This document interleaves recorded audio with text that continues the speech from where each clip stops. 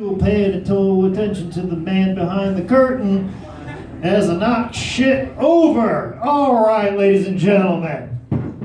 Keep in mind, Matt McCorkle works a regular fucking job. So he sits at his cubicle and writes that shit all day long. So when you see a psychopath at work, he just might be a comic. I'm just saying, just let you know.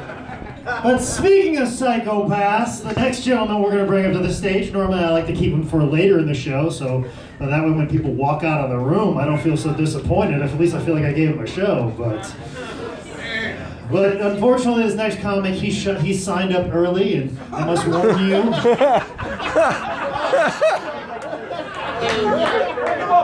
I must warn you, I give the best intros of the All Organic Comedy Open Mic if you're curious. But I must warn you, he does get a little bit political, and I think he aligns himself politically as anarchist. So ladies and gentlemen, please welcome to the stage, Ben Stacy, ladies and gentlemen. Give it up for Jake, ladies and gentlemen. Yeah. Give it up to your bartenders, they're the real stars tonight. Yay!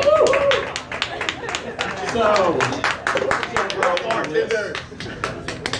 jump right into this. I was at my job today.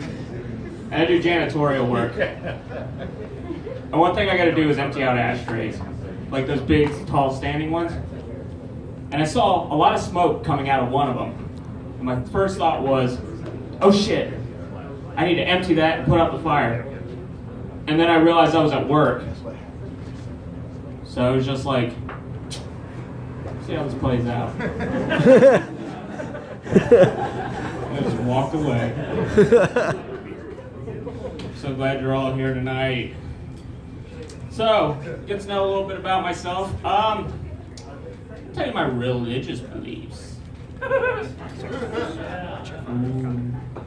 I'm what is known as agnostic, which means I'm 95% atheist. And that other 5% is me sitting in my car when it won't start, going,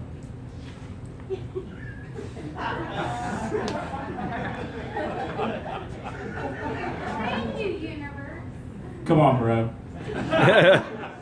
Come on, you want to prove you exist, now is the time. Somebody's got to make the donuts. I'll tell you what, I'll make a deal with you. Because I don't pray, first of all. Not really, first of all, that's just it. I don't pray. Because I don't ask for favors from someone who can't give me a yes or no answer. Like, that's why. Okay? Fuck that mysterious way shit. Just yes or no, dude. I'll deal with either. So I'll make a deal with them. I'll be like, all right, you help me get my car started.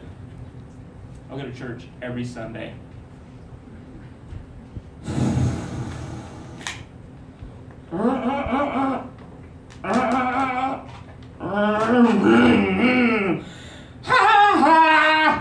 You sucker!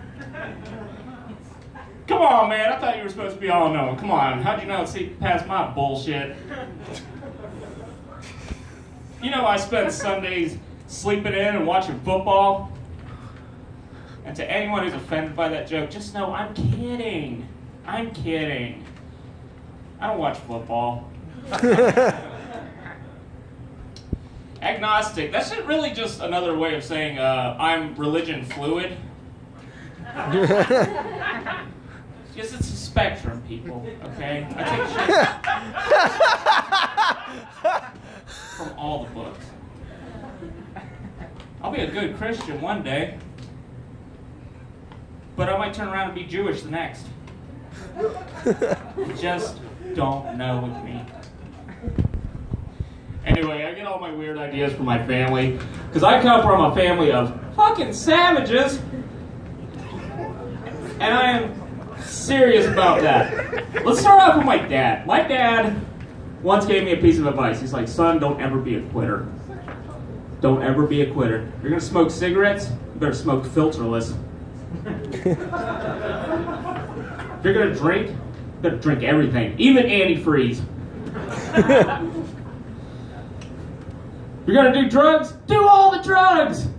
Do them. And don't stop doing them. But then I realized, I saw him eat a bag of mushrooms earlier.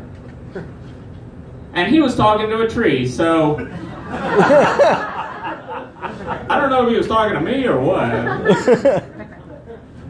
My little sister and I, we're like the best of friends now, but when we were kids, it was war.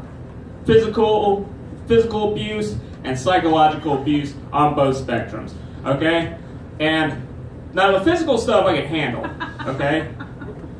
Just hear me out. She won some, I won some, that's just how it was. But fighting her, I had to think like Mayweather, you know? You dodge, do that footwork, make sure every punch is a potential knockout. At least I think that's how he fights his girlfriends.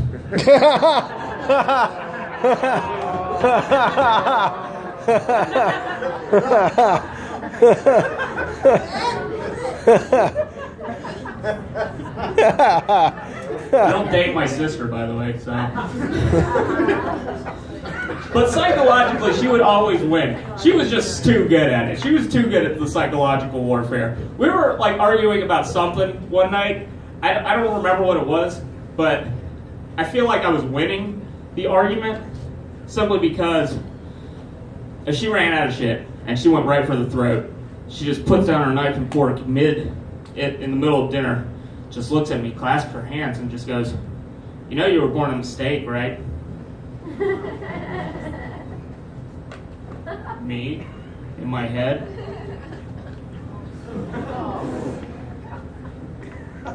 So that's something I kind of know, but I don't want to hear out loud. But then I realized the most savage person in my family was my mom. My mom, without missing a beat, right mid-bite, just says to my sister, "Oh, shut up, so are you." I'm Ben Stacy, that's my time, have a good night.